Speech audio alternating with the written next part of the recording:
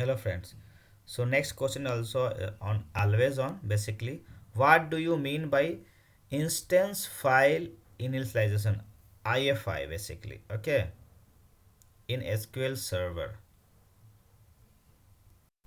So INF file stand INF IFN file IFI file stand for instance file initialization, allow SQL server to skip zero is writing a step begin using the allocated space immediately for data files.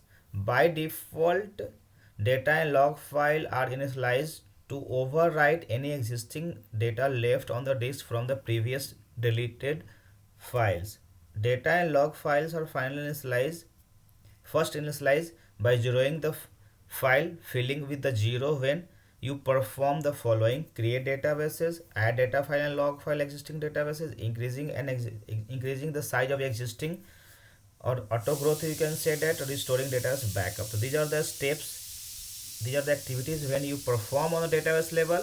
The database size will be zero, means instance file size will work that point of zeroing that the size of that files. Okay, it allows for the faster execution of the previous mentioned files operations since the reclaim use a space without filling that space by zero.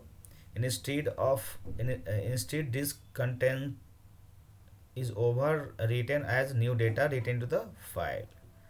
So this is basically for the performance boosting for restoring or updating anything in the databases. Okay, so thank you for watching, hope you like this. Thank you.